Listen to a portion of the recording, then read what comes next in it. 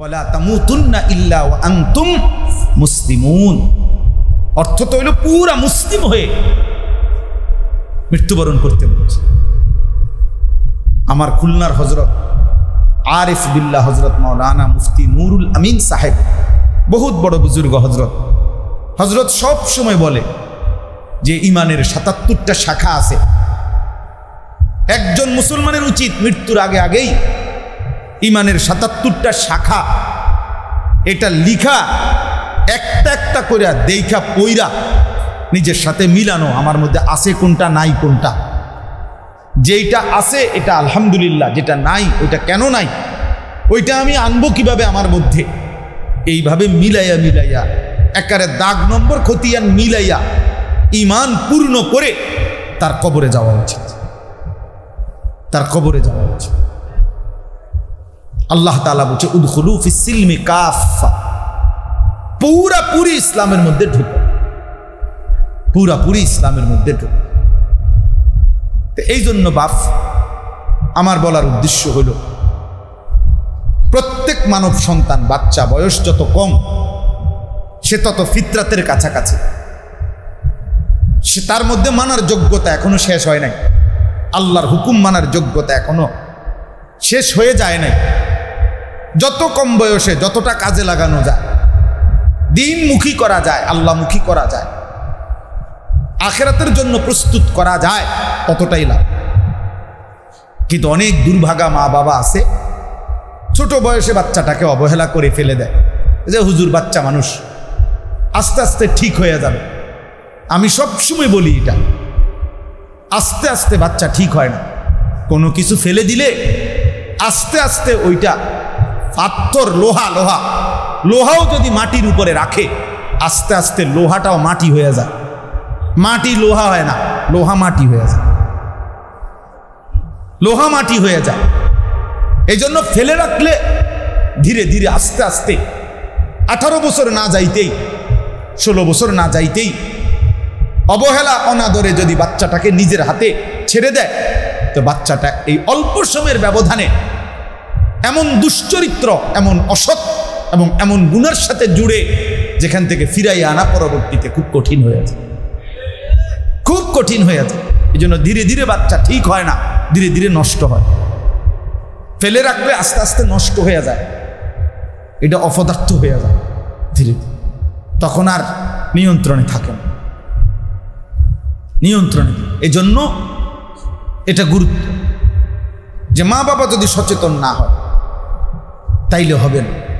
রাসূলুল্লাহ সাল্লাল্লাহু আলাইহি ওয়াসাল্লাম ছোট্টবেলাতেই 5 বছর, 7 বছর, 10 বছরের বাচ্চাদেরকেও নবীজি সাল্লাল্লাহু আলাইহি ওয়াসাল্লাম ওই সময়ই তারবিয়ত করছেন, ওই সময়ই শিখাইছেন। হাদিসের মধ্যে আছে হযরতে হাসান নবী সাল্লাল্লাহু আলাইহি ওয়াসাল্লামের নাতি, বড়জন, ফাতেমা রাদিয়াল্লাহু তাআলা আনহার ছেলে, মানে হাসান হুসাইন যে আমরা বলি, এই হাসান যিনি বড়জন, 5 বছর বয়সে উনি মসজিদে নববীর বারান্দা থেকে মান্নতের সাদকার খেজুর রাখা ছিল, উনি একটা খেজুর মুখে দিছেন। আল্লাহ নবী সাল্লাল্লাহু আলাইহি ওয়াসাল্লাম দেখে সাথে সাথে ডাক দিয়ে নবীজি বলছে কাখ কাখ, মানে ওয়াক ওয়াক, ফেলো এটা ফেলো।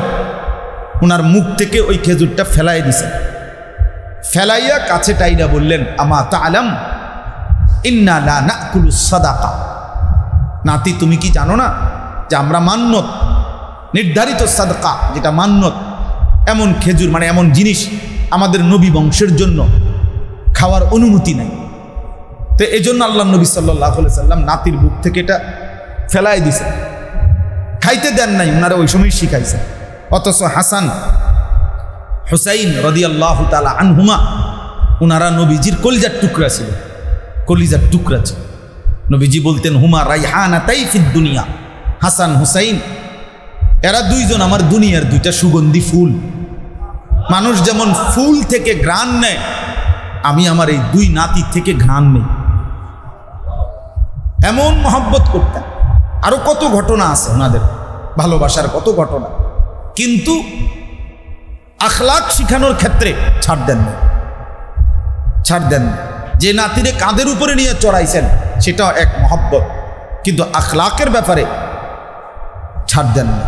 এখানে ঠিকই শিখাইছে, এখানে তিনি ছাড় দেন। উনি ইচ্ছা করলে আরো 10টা খেজুর ঘরের থেকে আইনা ওইখান থেকে দিয়ে দিতে পারতেন ওই স্তূপের মধ্যে, কিন্তু এটা না করে, এটা তো করতে পারতেন, কিন্তু বাচ্চা তো শিখতো না, সে তো আর শিখলো না, কিন্তু এটা করাতে তো তিনি শিখছেন।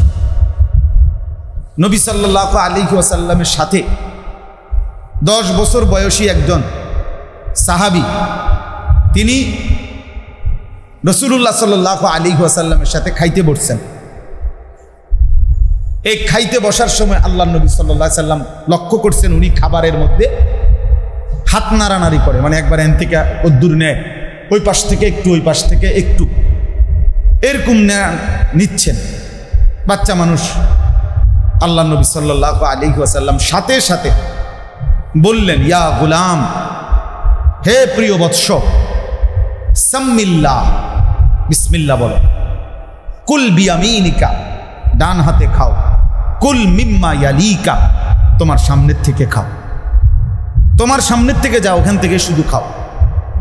এই বাচ্চা মানুষ কিন্তু নগদ আখলাক শিখাইছে যে বিসমিল্লাহ বলো, ডান হাতে খাও, সামনের থেকে খাও, হাত নাড়ানাড়ি করো। তাইলে বাচ্চা হিসেবে তৎক্ষণাৎ আখলাক শেখানো দরকার, এখনই শিখাইছে, এখনই শিখে না। বাচ্চা মানুষ, ফুলান মানুষ এরকম করেই, তো সে শিখবে কখন?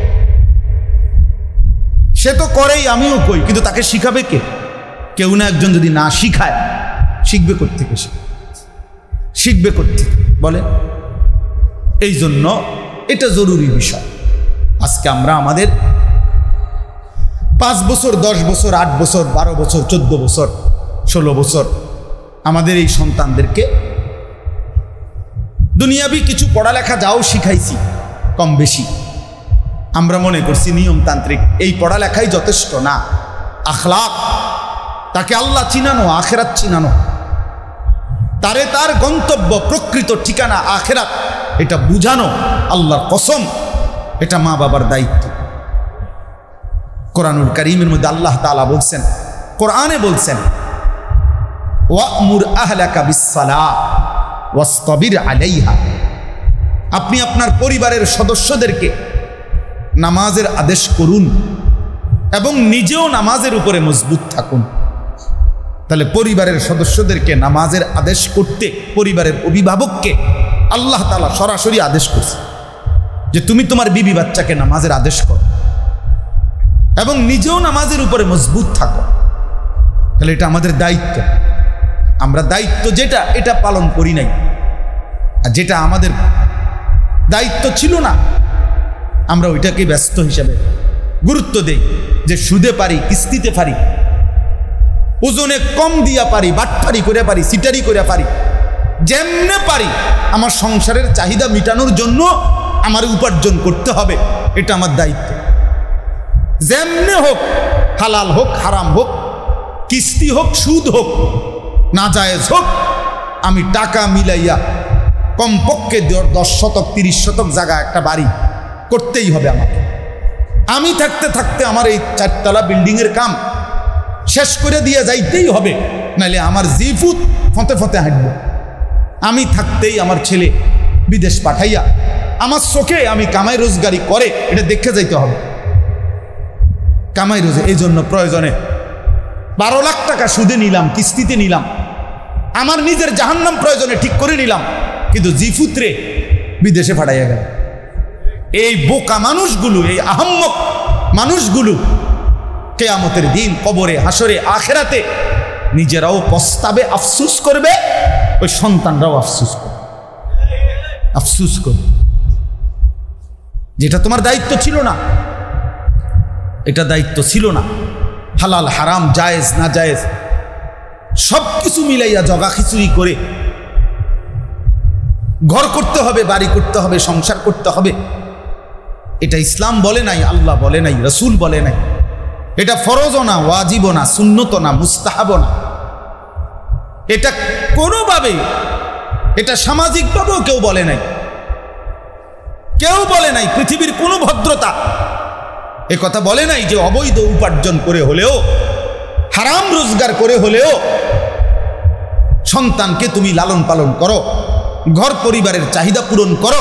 আল্লাহর কসম, এটা পৃথিবীর কোনো মানুষ বলে না, আল্লাহও বলে নাই, রাসূলও বলে।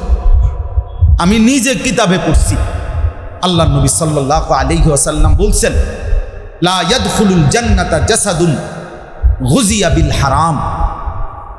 যেই দেহ হারামের দ্বারা বেড়ে উঠছে, যেই শরীরের রক্ত মাংস বেড়ে উঠেছে হারাম খাদ্য হারাম উপার্জনের মাধ্যমে, আল্লাহর নবী সাল্লাল্লাহু আলাইহি ওয়াসাল্লাম বলছে ওই দেহ জান্নাতে প্রবেশ করবে না। কথা তো এটা ভয়ের বিষয় না, আমি নিজে এই হাদিসের ব্যাখ্যায় পড়ছি। মুহাদ্দিসিনে কেরাম বলেন, অতএব যে ব্যক্তি হারাম রোজগার করে নিজের দেহ লালন করলো, সাথে সাথে এই হারাম রোজগার দিয়েই সে তার স্ত্রী সন্তানকেও লালন পালন করে, তাহলে এই সুদখোর তোর এই টাকা দিয়া, হারামখোর তোর এই উপার্জন দিয়া তোর বউও খায়, তোর বাচ্চাও খায়, এই সবার শরীর দেহ তৈরি হয়েছে এই হারামের টাকা দিয়া। সবগুলা লোকের জান্নাত তুমি একা বরবাদ করে দিলা, পুরা ফ্যামিলির জান্নাত তুমি শেষ করে দিলে। নিজেরও তো শেষ করলি বেটা, পরিবারটারও শেষ করলি, পুরা ফ্যামিলি শেষ করে দিল। কারণ এই বাচ্চা কাচ্চাগুলো তো সব হারামের এই উপার্জন দিয়ে কি হয়েছে, বেড়ে উঠছে। এদের সবার জন্য জান্নাত বরবাদ করে দিল। কি জঘন্য বিষয়, কি জঘন্য বিষয়। তাফসীরে কুরতুবীতে আমি পড়ছি, ইয়া আইয়ুহান নাসু কুলু মিম্মা ফিল আরদি হালালান তাইয়্যিবা। এই আয়াতের তাফসীরে আছে, হে মানুষ, আল্লাহ বলে কুলু মিম্মা ফিল আরদি হালালান তাইয়্যিবা, জমিনের মধ্যে যা হালাল, যা পবিত্র, তোমরা কেবল তাই খাও। তো ওইখানে আছে সাহাল ইবনে আব্দুল্লাহ তুস্তারি রাহমাতুল্লাহি আলাইহি, একজন বড় বুজুর্গ আল্লাহর ওলি ছিলেন পূর্ব জামানা। উনি বলছেন, আন নাজাতু ফি সালাসাতিন, তিন জিনিসের মধ্যে মানুষের মুক্তি, আখিরাতের মুক্তি। এক, আকলুল হালাল, এক নাম্বার হলো হালাল খাবার, হালাল রোজগার। দুই নাম্বার ওয়া আদাউল ফারাইজ, আল্লাহ তাআলা যত কিছু আমাদের উপরে আবশ্যক করেছেন, হুকুম দিয়েছেন, সেগুলো আদায় করা। তিন, ওয়াল ইক্তেদাউ বিন নবী সাল্লাল্লাহু আলাইহি ওয়াসাল্লাম, সব কাজে প্রিয় নবী সাল্লাল্লাহু আলাইহি ওয়াসাল্লামকে অনুসরণ করা। হালাল খাওয়া, আল্লাহর হুকুম মানা, নবী সাল্লাল্লাহু আলাইহি ওয়াসাল্লামকে কি করা, অনুসরণ। এই তিন জিনিসের মধ্যে আল্লাহ নাজাত, মুক্তি, এই তিন জিনিসের মধ্যে। রাসূলুল্লাহ সাল্লাল্লাহু আলাইহি ওয়াসাল্লাম বলছেন, হাদিসেও আছে, মান আকালা তাইয়্যিবান ওয়া আমিলা ফি সুন্নাতিন ওয়া আমিনান নাস বাওয়াইকাহু দাখালাল জান্নাহ। যে খেলো হালাল, আমল করলো নবীর সুন্নত মোতাবেক, মানুষকে কষ্ট দেওয়া থেকে বিরত রইল, নিজেকে বাঁচিয়ে রাখলো কোনো মানুষকে কষ্ট দেওয়া থেকে। আল্লাহ নবী সাল্লাল্লাহু আলাইহি সাল্লাম বলেন, এই তিন আমল যারা আছে, যা খায় হালাল খায়, যাই আমল করে সুন্নত মোতাবেক, নবীজির তরিকা মোতাবেক, আর মানুষকে কষ্ট দেয় না, দাখালাল জান্নাহ, সে জান্নাতে ঢুকেই গেল। কোরআনুল হাদিসের মধ্যে আছে, আল্লাহ নবী সাল্লাল্লাহু আলাইহি সাল্লাম বলেন, ইন্নাল্লাহা আমারাল মুমিনিনা কামা আমারা বিহিল মুরসালিন। আল্লাহ তাআলা সমস্ত নবীকে যেই আদেশ করেছেন, সমস্ত মুমিনদেরকেও ওই আদেশ করেছেন। কি সেটা? আল্লাহ তাআলা সমস্ত নবীকে বলছেন, ইয়া আইয়ুহার রুসুল কুলু মিনাত তাইয়্যিবাত, হে রাসূলগণ, আদম থেকে মুহাম্মদ সাল্লাল্লাহু আলাইহি ওয়াসাল্লাম, সমস্ত রাসূলকে আল্লাহ কোরআনে বলছে, তোমরা কুলু মিনাত তাইয়্যিবাত, যা তাইয়্যিব, যা পবিত্র, যা হালাল, তাই খাও। আবার হুবহু আল্লাহ কোরআনে বলছে, ইয়া আইয়ুহাল্লাযীনা আমানু কুলু মিন তাইয়্যিবাতি মা রাযাকনাকুম, হে ঈমানদারগণ, আমার দেওয়া রিজিক থেকে যা পবিত্র, যা হালাল, তাই খাও। তো যে আদেশ নবীদেরকে করছেন, ওই আদেশ ঈমানদারকেও করছেন। একই আদেশ, একই আদেশ। হালাল উপার্জন জিন্দেগির জন্য জরুরি, জিন্দেগির জন্য জরুরি। এই জন্য বাপ ভাই, নওজোয়ান ছেলে সবাইকে বলি, প্রিয় ভাই, জিন্দগির উদ্দেশ্য ঠিক করা উচিত, জীবনের গন্তব্য ঠিক করা উচিত ভাইয়া। যার জীবনের কোনো গন্তব্য নাই, যার জীবনের কোনো মঞ্জিল নাই, টার্গেট নাই, যে জানে না কোথায় যাবে, কোথায় গিয়ে থামবে, জীবনের শেষ প্রান্ত কোথায়, এই লাওয়ারিশ, এই মাতাল, এই নফসের পূজারি, মনের চাহিদার পূজারি, আমার যখন যেটা ভাল লাগে আমি তাই করব, তাই খাবো, তো এই জীবন খোদার কসম মানুষের জীবন না, এই জীবন জানোয়ারের জীবন। ওই জীবন জানোয়ারের জীবন, ওই জিন্দিগি জানোয়ারের জিন্দিগি, যে জিন্দিগি শুধুই মনের চাহিদার অনুসরণ। ওই জীবন কুকুরের জীবন, যে জীবন নফসের চাহিদার অনুসরণ। ওয়াত্তাবা হাওয়াহু ফামাসালুহু কামাসালিল কালব, কোরআন শরীফের আয়াত। আল্লাহ বলছেন, এক কাফের, এক নাফরমান, এক পাপী বান্দার উদাহরণ দিতে গিয়ে কোরআনে আল্লাহ বলছে সূরা আরাফে, যে সে তার মনের চাহিদার অনুসরণ করেছে, আমার হুকুম ভুলে গেছে। ফামাসালুহু কামাসালিল কালব, আল্লাহ নিজে বলেন মনের চাহিদার অনুসরণ করার কারণে তার উদাহরণ, দৃষ্টান্ত কামাসালিল কালব, কুকুরের মতো। কুকুরের মতো, সরাসরি কোরআন শরীফের আয়াত, কোনো ব্যাখ্যা নাই, স্বাভাবিক আয়াত। এই জন্য যে কয়জন নওজোয়ান ছেলে আসছো ভাইয়া, যে কজন বয়স্ক বাবা আছেন, আমার ফিকির একটাই, আমি এইটাই বলি সারা বছর, সারা জিন্দিগি, যে অভিভাবক আপনি আপনার কর্তব্য বুঝেন। নওজোয়ান, তুমি তোমার পরিচয় চেনো। কিশোর যুবক, তুমি এটা বুঝতে শিখো যে এখানেই পৃথিবী, এই হাসি আনন্দ, এই তামাশা, এতটুকুই তোমার জীবন, শেষ না। আমরা এখানেই শেষ না, আমাদের আরো লম্বা গন্তব্য আছে। ওয়াকালু মা হিয়া ইল্লা হায়াতুনাদ দুনিয়া, আল্লাহ বলছে সমস্ত কাফের বেঈমানের কথা, যে তারাই শুধু বলে জীবন মানে আর কিছুই নয়, ইল্লা দুনিয়া, শুধুই দুনিয়া। এ তো বেঈমানের কথা, আল্লাহ কোরআনে বলছে, মুশরিকের কথা, মুমিনের কথা হইতে পারে। আল্লাহ কোরআনে বলছে ফামিনান নাসি মান ইয়াকুলু রাব্বানা আতিনা ফিদ দুনিয়া ওয়া মা লাহু ফিল আখিরাতি মিন খালাক। আল্লাহ বলে কিছু মানুষ আছে এমন, যারা শুধুই বলে আল্লাহ আমারে যা দিবেন দুনিয়ায় দেন, দুনিয়া দেন, আমি যেমনে যেমনে চাচ্ছি আল্লাহ দুনিয়া আমার এমনি এমনি দেন। আমার আশা আল্লাহ 30 শতক জায়গা লইয়া বা 100 শতক জায়গা নিয়ে একটা বাড়ি করুন, আপনি দেন। আমার আশা 4 তলা বিল্ডিংটার কাম আগামী 1 বছরের ভিতরে শেষ করবো, আল্লাহ আপনি দেন।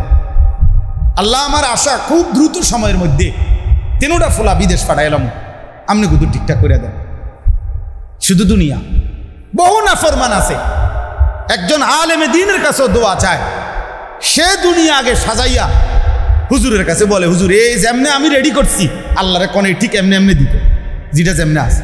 এই যে আমার দোকান এটা রেডি করছি হুজুর, এইভাবে দোকানের মাল দিয়ে উঠাইছি, কোম্পানি আমার এইভাবে মাল দেয়, আমি কোম্পানির মাল টাকা শোধ করি, কোম্পানি আমার এই সুযোগ সুবিধা দেয়, হ্যাঁ এখান দিয়ে টেলিভিশনটা রাখছে কোনা দিয়া, কথা বুঝছেন না? এই হুজুর যেমনে যে এটা রাখছি, এখন কোম্পানির মাল দিচ্ছে, আমি নিচ্ছি, বেচা কিনা করতেছি, কোনটা হালাল কোনটা হারাম, কোনটা জায়েজ কোনটা না জায়েজ, এত কিছু আমনে টোয়াইয়েন না। আমনে শুধু যেমনে আছে দোকান এমনের উপরে এই টাকা 200 দিলাম, আপনি শুধু আল্লাহরে কন এটার মধ্যে বরকত দিন, এটা ঠিক যেমনে আছেন, চাইয়েন কোনো লড়সর যাতে না।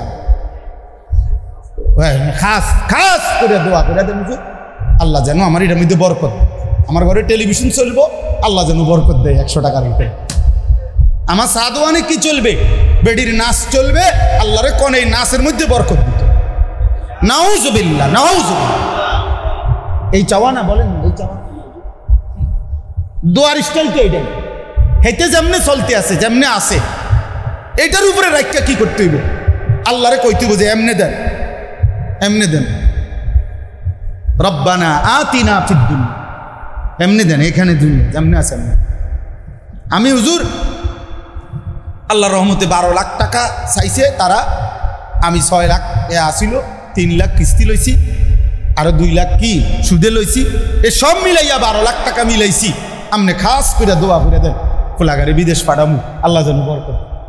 কি কি দোয়া করতো হুজুরে? মানে আল্লাহ তার সুদে বরকত দেন, তার কিস্তিতে বরকত দেন। তো কি দোয়া করতো? দোয়া তো করা উচিত আল্লাহ তার উপরে যেন ঠাডা পড়ে, তার মানে যেন আসমান ভাঙ্গা পড়ে। বলেন কিসের উপরে দোয়া চাচ্ছেন আপনি? হারামের উপরে কেমনে মুসলমান দোয়া চায়? সুদের উপরে কেমনে দোয়া চায়? কিস্তির উপরে দোয়া চায় কেমনে? কিস্তির উপরে দোয়া চায়। বদনসিব মুসলমান এটা বুঝেও না যে হালাল হারামের গুরুত্বটা কি, হালাল হারামের গুরুত্বটা কি। আফসোসের বিষয় মিয়া, আফসোসের বিষয়। পুরা কোরআনুল কারীম আল্লাহ বারবার বলছে, নবীজি বলছে বারবার, 10টা টাকার মধ্যে নবী বলছে উম্মত কোন জিনিস কিনতে যদি 10 দিরহাম মানিশতারা শাইআন বিআশারাতি দারাহিম ওয়া ফীহি দিরহামুম মিন হারাম, 1 টাকা, শুধু 1টা টাকাও যদি হারাম হয়, খোদার কসম নবী বলছে ওই পণ্য যতক্ষণ পর্যন্ত তার কাছে থাকবে এই নাফরমানের কোনো ফরজ কিংবা নফল কোনো ইবাদত আল্লাহ কবুল করবে না। আপনি জিজ্ঞাসা করেন, 2 পাশে 2জন বুজুর্গ আলেম আছে, ওনারে জিজ্ঞাসা, 1 দিরহাম 9 দিরহাম হালাল, হারাম শুধু 1 টাকা। ওই 1টি টাকা হারামের কারণে আল্লাহ নবী সাল্লাল্লাহু আলাইহি সাল্লাম বলছেন তার কোনো ইবাদত আল্লাহ কবুল করবে, ফরজও না নফল ইবাদত। কি হবে সেই মানুষটার দশা? কি হবে আখিরাতের দশা? জীবন মানে শুধুই উপার্জন, জীবন মানে ইবাদত। ইউরোপ আমাদেরকে শিখাইছে, বস্তুবাদী এই দুনিয়া আমাদেরকে শিখাইছে জীবন মানেই উপার্জন। পড়ালেখাও সিদ্ধান্ত নিছে কি পড়ালেখা করলে, কেমনে পড়ালেখা করলে উপার্জন ভালো হবে, কামাই ভালো হবে। মুসলমান মার কলিজার মধ্যে এটা, বাবার কলিজার মধ্যে কি পড়াইলে আমার ফুতে ভবিষ্যতে বেশি পয়সা কামাই করবে, টাকা পয়সা রোজগার করতে পারবে, তার মানে জীবন মানেই উপার্জন। না না, একজন মুসলমানের বোঝা উচিত জীবন মানে ইবাদত। জীবন মানে কি বলেন না? ইবাদত। জীবন মানে ইবাদত, জীবন মানে উপার্জন না। আজকে আমরা মুসলমান, আমরা আমাদের বাচ্চাদেরকে, আমাদের ছোট ছোট সন্তান মুসলমানের, তাদেরকে আল্লাহর কোরআন শিখাবার জন্য দিবানিশি আমাদেরকে আহাজারি করতে হয়। আপনাদেরকে বলতে হয় বারবার যে মা আপনার বাচ্চাটাকে দিন শিখান, বাবা আপনার বাচ্চাটাকে দিন শিখান। আফসুস মিয়া, কথা তো এই ছিল না, কথা তো ছিল এই যে মুসলমানের বাচ্চা তো অটোমেটিকলি দিন শিখবে, আল্লাহর কোরআন শিখবে, এটা তো উচিত। আমি তো কত সময় এটা আফসুস করি, 12 বছর 14 বছর 16 বছর ছেলেটা মুসলমানের বাচ্চা কত পড়ালেখা করলো, আহা এত কিছু পড়লো দুনিয়ার কয়টা ভাত মাছের জন্য, কিন্তু 18 বছর পড়ার পরেও সে 1 লাইন আল্লাহর কোরআন শরীফ পড়তে পারে না, সহি শুদ্ধ কোরআন শরীফটা দেখে দেখেও পড়তে পারে না। আরে বদনসিব, তুই পড়লি কি, কি বাতের লাগিয়ে এত পড়া পড়লি? ওই বাত তো আমরা এমনি খাই, ওই কামাই রোজগারি তো আমরা এমনিও হয়। তুমি কি এত বেশি কামাই করে লাইলা যার জন্য কোনোদিন আল্লাহর কোরআন শিখতে পারলা না? তুমি কেমন দুনিয়া কামাই করে ফেললা যেটুকুর জন্য 1 ওয়াক্ত নামাজ পড়ার সুযোগ মিলল না? আফসুস। এজন্য যে কয়জন বাবা আছেন, যে কয়জন মা বোন আছেন, আমি অনুরোধ করি নিজেদের সন্তানকে দিন শেখান, আল্লাহর কোরআন শিখান। আমাদের এই প্রতিটা কওমি মাদ্রাসা আলহামদুলিল্লাহ বছরের পর বছর, আজকে 160 বছর, 1 দিন 2 দিন না, 160 বছর ধরে এই ভারতীয় উপমহাদেশে কওমি মাদ্রাসা 160 বছর ধরে যুগে যুগে মুসলমানের বাচ্চাদেরকে বিশুদ্ধ কোরআন শিখানো, সহি শুদ্ধ কোরআন, নামাজ এই শিখানোর ক্ষেত্রে আলহামদুলিল্লাহ এটা চ্যালেঞ্জ। কওমি মাদ্রাসার চাইতে বেশি খেদমত এই পৃথিবীতে আর কেউ করে নাই। গত 160 বছরের চ্যালেঞ্জ করে,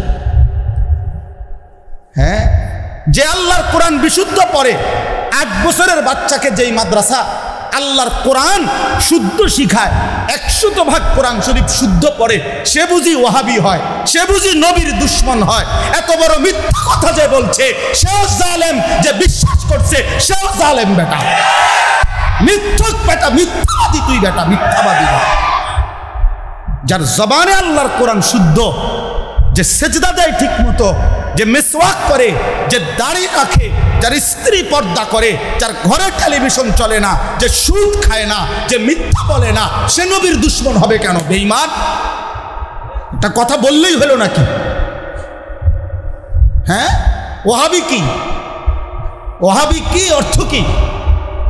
কে বলল তোমারে যে ওয়াহাবি মানে গালি? এটা তোমারে শিখাইলো কে? কিভাবে শিখলেন আপনি? কেমনে বুঝলেন? ওয়াহাব তো আল্লাহর নাম, আল্লাহর নাম গালি হয় কেমনে? কথা বলেন না কেন? খোদার কসম, ওয়াহাব আল্লাহর নাম। কার নাম? ইন্নাকা আনতাল ওয়াহাব, তো কোরআন শরীফের আয়াত। তো ইনশাআল্লাহ কওমি মাদ্রাসার তালেবে ইলম, উলামায়ে কেরাম, ভক্ত অনুরক্তরা আল্লাহর নবীর ইজ্জতের জন্য সবচেয়ে বেশি কুরবানি, নজরানা তারাই বেশি পেশ করেছে। চলেন প্রয়োজন ইতিহাসের আলোকে প্রমাণ হোক, নিরপেক্ষ প্রমাণ হোক, বিচার হোক, গত 100 বছরের ইতিহাস প্রমাণ হোক। ইনশাআল্লাহ প্রমাণ হবে যে রাসূলুল্লাহ সাল্লাল্লাহু আলাইহি ওয়াসাল্লামের ইজ্জতের জন্য কার অবদান করবে। যখনই কেউ নবীর বিরুদ্ধে কথা বলছে, রাসূলুল্লাহ সাল্লাল্লাহু আলাইহি ওয়াসাল্লামকে ব্যঙ্গ বিদ্রুপ করছে, তখনই গর্জে উঠছে কারা, কদ্দুর। চলেন ইতিহাস বিশ্লেষণ করি, আল্লাহ আমাদেরকে বুঝ দান। আমার সর্বশেষ কথা হলো, আমি যেখান থেকে কথা শুরু করছিলাম, ওই ছোট 2টা বাচ্চা মূলত শুরুতেই মোবাইল দিয়া ভিডিও করতেছিল। এই মূলত ওদেরও এখান থেকে আমার এতগুলো কথা। অর্থাৎ ওই মা বাবা বা ওই অভিভাবক যেই হোক, যিনি ওই বাচ্চা 2টার হাতে বড় মোবাইলটা দিল, উনি জালেম, উনি অবুঝ। ওই বাচ্চা অবুঝ না, যে তার হাতে দিছিল উনি মূলত অবুঝ। উনি বুঝল না যে সন্তানকে গড়তে হয়।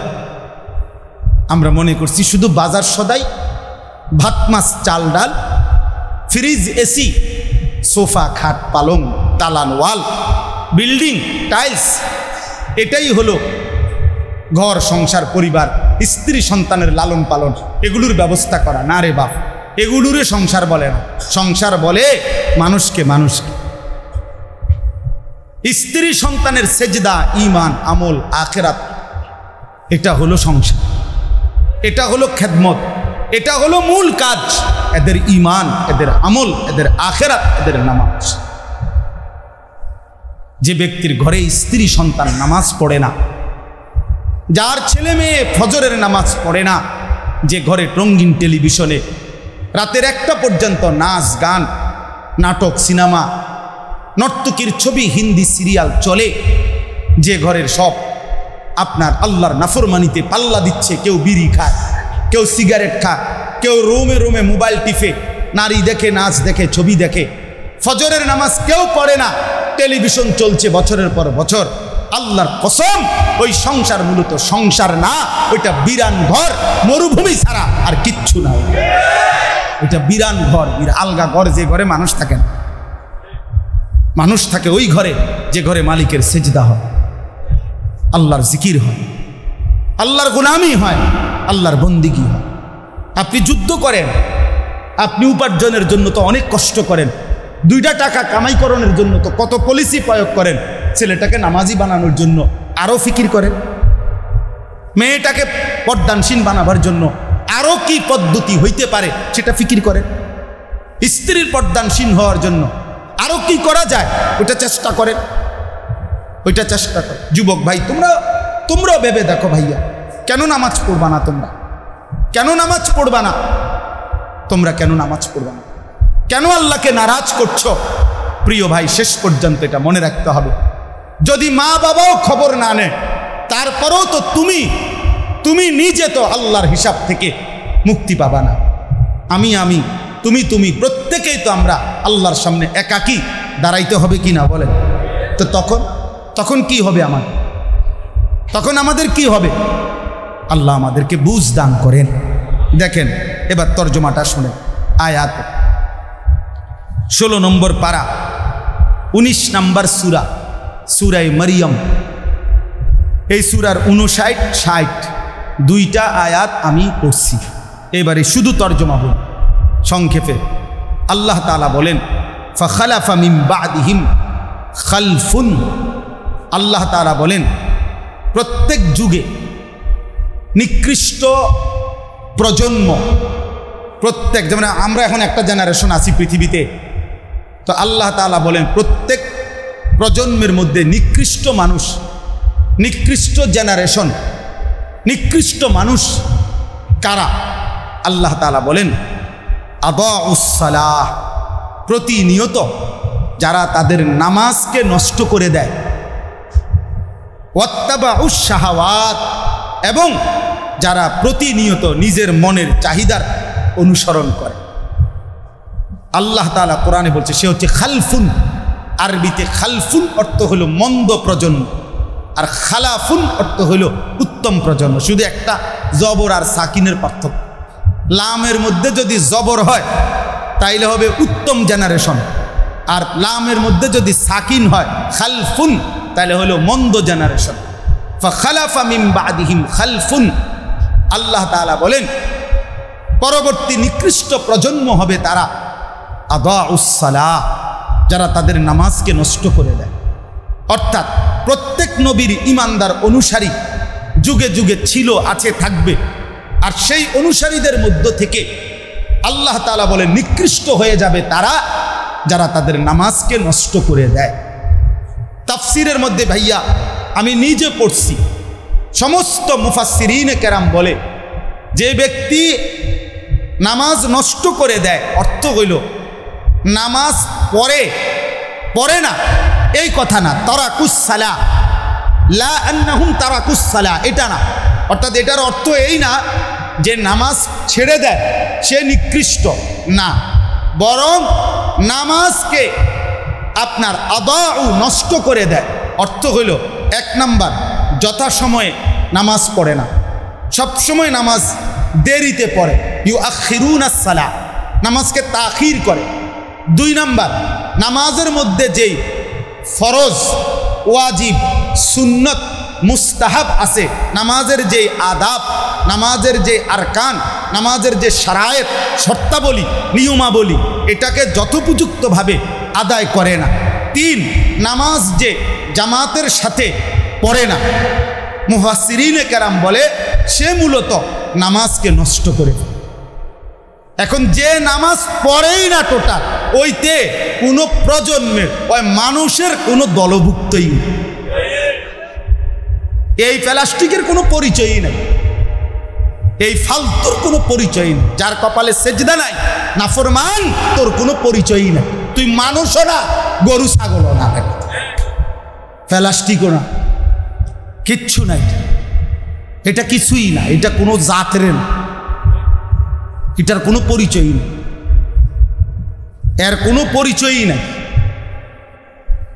ওর কোনো পরিচয়ই নাই।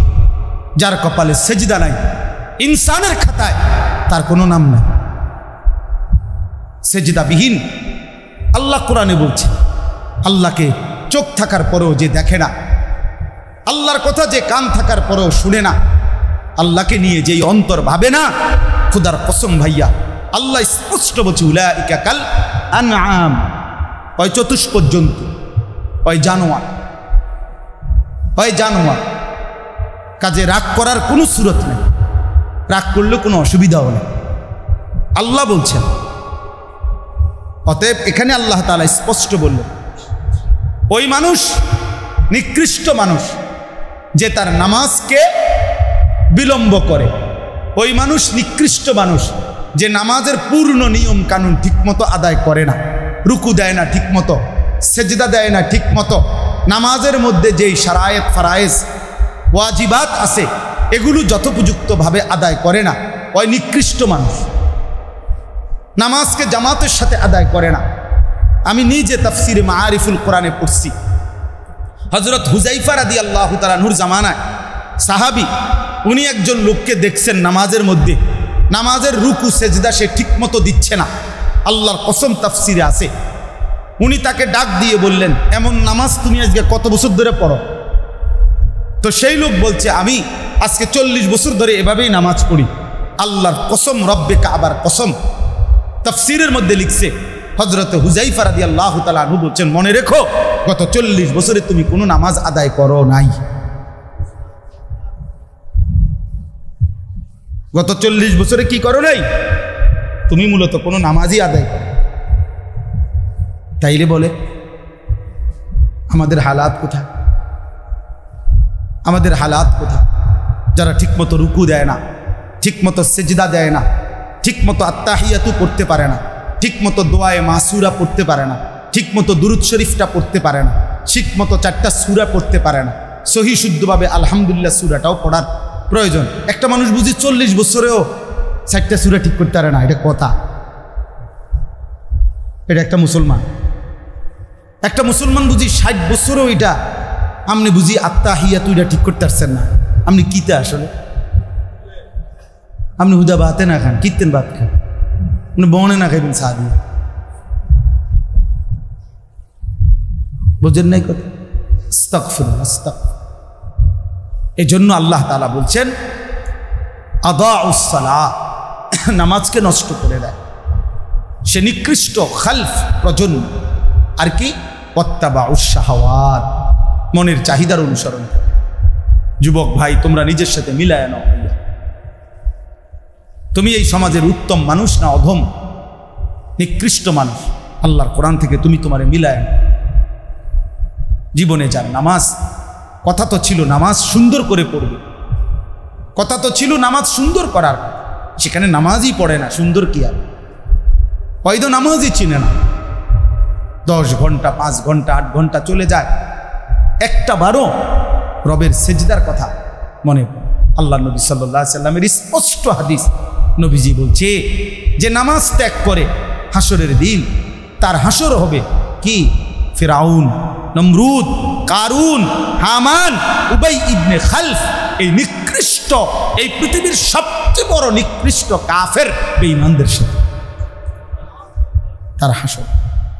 আল্লাহ কোরআনে বলছে, ফাওয়াইলুল লিল মুসাল্লিন আল্লাযীনা হুম আন সালাতিহিম সাহুন, যারা নামাজকে অবহেলা করে তাদের জন্য ওয়াইল, জাহান্নামের একটি নিকৃষ্ট অংশ, যেখানে অত্যন্ত নির্মম ভীষণ আযাব, এমন নিকৃষ্ট আযাবের মধ্যে নিক্ষিপ্ত। কোরআনুল কারীমের মধ্যে আছে, জাহান্নামী, অনেক জাহান্নামীকে ফেরেশতারা জিজ্ঞেস করবে, মা সালাকাকুম ফি সাকার, ক্বালু লাম নাকু মিনাল মুসাল্লিন, এই নাফরমান কেন জাহান্নামে আসলি? তো জাহান্নামী বলবে, লাম নাকু মিনাল মুসাল্লিন, আমি নামাজি ছিলাম, আমি নামাজি ছিলাম। কোরআনুল কারীমে আল্লাহ তাআলা বলছে, তারা হুড়া করে যে নামাজ পড়ে সে মুনাফিকের নামাজ, মুনাফিকের চিহ্ন মিয়া। বেনামাজিরে বলে নাই, নামাজ পড়ে কিন্তু হুলস্থুল করে, এ মুনাফিক।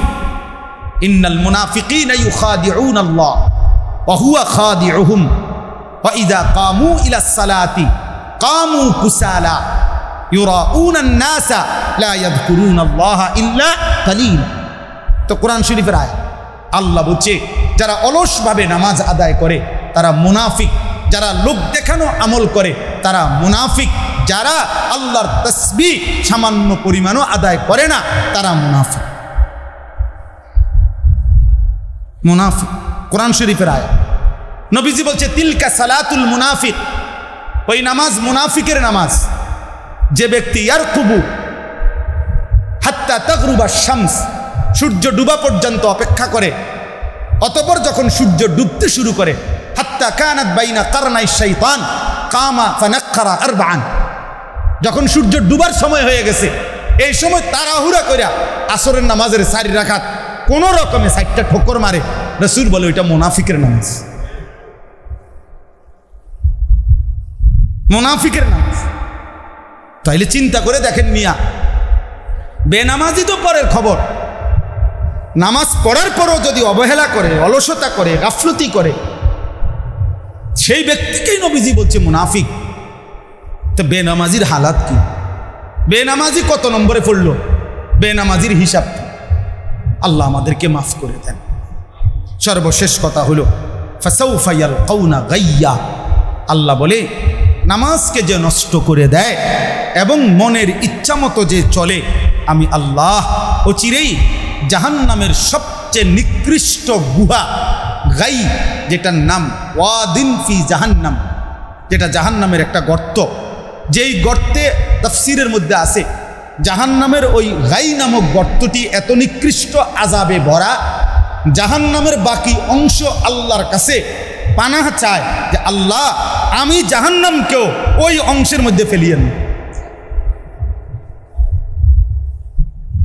আল্লাহ বলেন ফাসাউফা ইয়ালকাউনা গাইয়া, এই নামাজ বিনষ্টকারী ব্যক্তি, মনের চাহিদা মতো চলা ব্যক্তিকে আমি আল্লাহ জাহান্নামের সেই নিকৃষ্ট গুহা গাই নামক ওই গর্তেই ফেলব।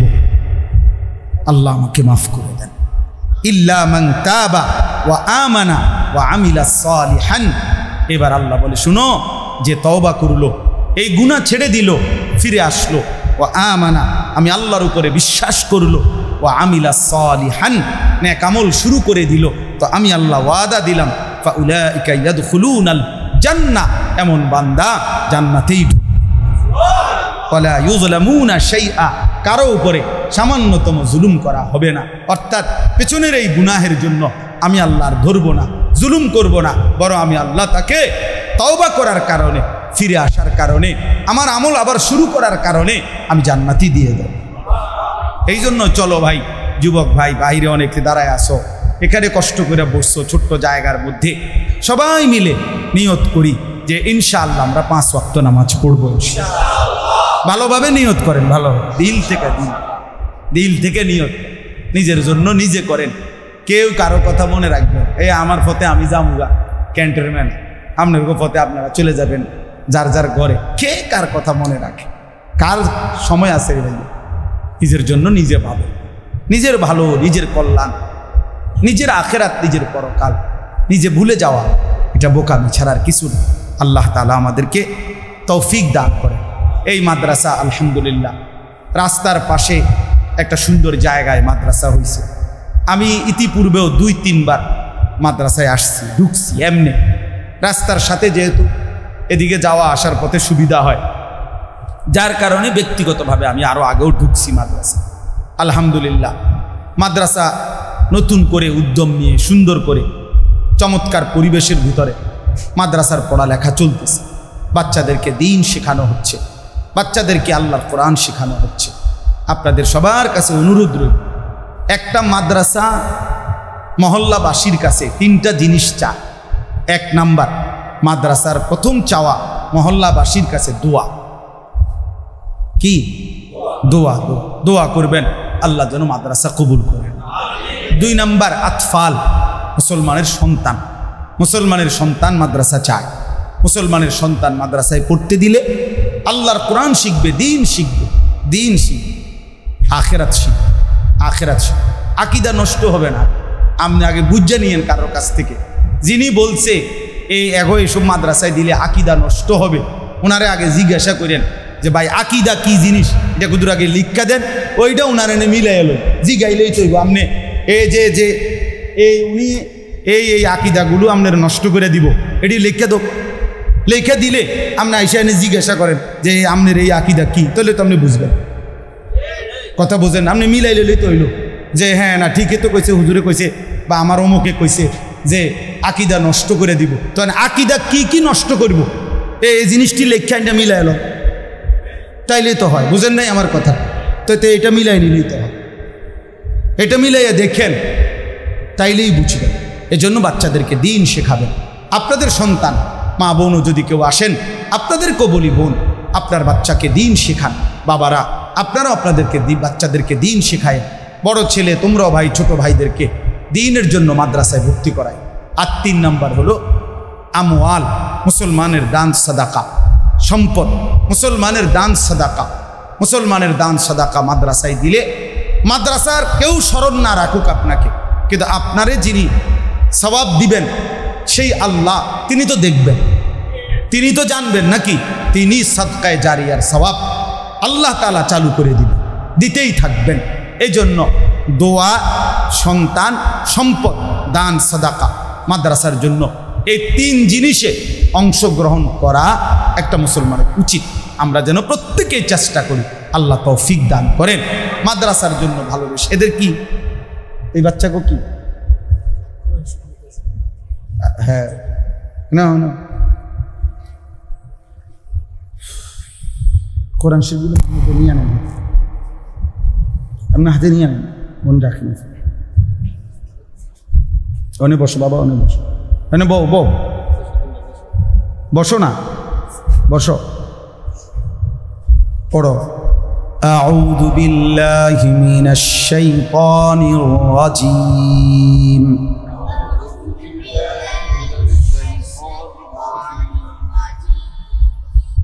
বিসমিল্লাহির রহমানির রহিম।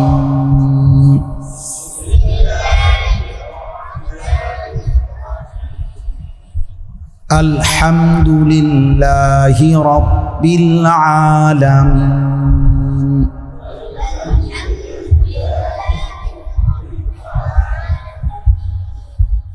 আর রহমানির রহিম।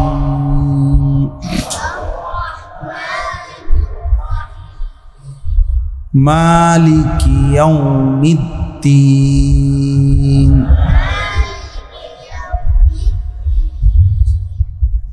ইয়্যাকা না'বুদু ওয়া ইয়্যাকা নাস্তাঈন।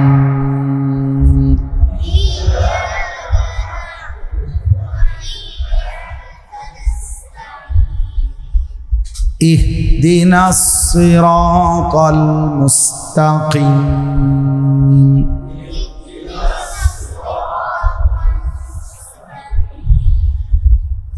صراط الذين أنعمت عليهم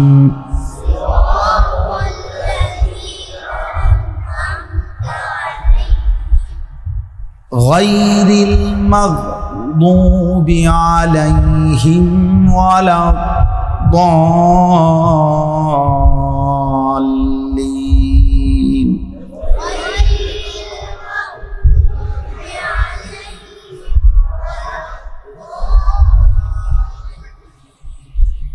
সাদাকাল্লাহুল মাওলানাল আযীম।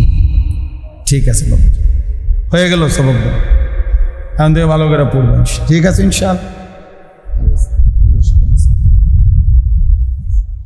আও বাবা আসো। শেষ অনুরোধ হইল 2 মিনিটে সবাই চলেন, যে সবাই মিলে কম হোক বেশি হোক মাদ্রাসার জন্য একটু অংশগ্রহণ করেন। যেহেতু একসাথে আমরা আসছি, এখন ইনশাআল্লাহ দোয়া হবে। প্রত্যেকেই পকেটে হাত দেন, থাকলেই দেন, না থাকলে দোয়া করেন। মেহেরবানি করে মাদ্রাসায় যেন দিন শিখানো হয়, বাচ্চাদেরকে জন্য দিন শিখানোর ব্যবস্থা হয়। সবাই মিলে কম বেশি একটু মাদ্রাসায় অংশগ্রহণ করেন, ভালো হবে ইনশাআল্লাহ, সওয়াব হবে, নেকি হবে। মাদ্রাসার জন্য এই সাদাকা, এই দান আপনাকে লস করবে কথা, আখিরাতের কথা, সেজদার কথা মনে করায় দেয়, শিখায় দেয়। সেটা এরকম পাথর বা কাঠের খোদাই করা মনে যেন মোহরের মতো, মোহরাঙ্কিত, একদম খোদাই করার মতো অন্তরে বসে যায়। এই জন্য আপনারাও বুঝবেন, সবাই বুঝবেন, ছেলেরা তোমরাও বুঝবা ভাই। আমাদের ছোটবেলার মক্তবের পড়ালেখা, এই ওযু, গোসল, সূরা কেরাত যে যেদ্দুর শিখছে, আলহামদুলিল্লাহ বয়স যদি 90 বছরও হয়, 100 বছরও পার হয়, মানুষ ওই মক্তবের এই ছোট্টবেলার এই শিক্ষাটা এটা বলে না। এটা আলহামদুলিল্লাহ সে পারে সবসময়। কিন্তু ক্লাস 6-এর, 7-এর, 8-এর, এসএসসির, মেট্রিকের খুব যত্ন নিয়ে মুখস্থ করে যেই পরীক্ষাটা দিছিল, 10 বছর পরে আইসা এখন আর ক্লাস 10-এর একটা প্রশ্নের উত্তর তারা যদি জিজ্ঞাসা করে তার সময়ের, সে এটা মুখস্থ বলতে পারে, কিচ্ছু মনে নেই। কিন্তু মক্তবের সেই ছোট্টবেলার সূরা কেরাত, দোয়া, কালাম আজও কি আছে? মনে আছে। ও অর্থাৎ ছোটবেলার সেই পড়াটা কলিজার মধ্যে গেথে যায়, বসে যায়। আমার কাছে একটা কিতাব আছে, আযমু শাবাবিন ফিল ইসলাম, ওইখানে আছে মুসান্নিফ বলছেন মিশরের একজন বড় লেখক, অনেক সুন্দর চমৎকার এই বইটা, মোটা। ওইখানে আছে যে তিনি বলছেন একজন ব্যক্তি আটা ময়দা এইটারে যেমন আটার কাই আটার ময়দার এটারে যেমন নিজের হাতে মন মতো একদম ভালো করে ময়লা দলিত মজিত করে ভালোভাবে রুটি বানানোর জন্য যেভাবে নিজের হাতে নিজে বানায় নেয়, আটাটাকে পানি দিয়া মিশায়া নিজের মতো করে যতক্ষণ মন চায় এটাকে নরম করে, তো কোনো ব্যক্তি তার নিজ হাতে এই আটার কাই এটাকে যেমন নিজের হাতে করে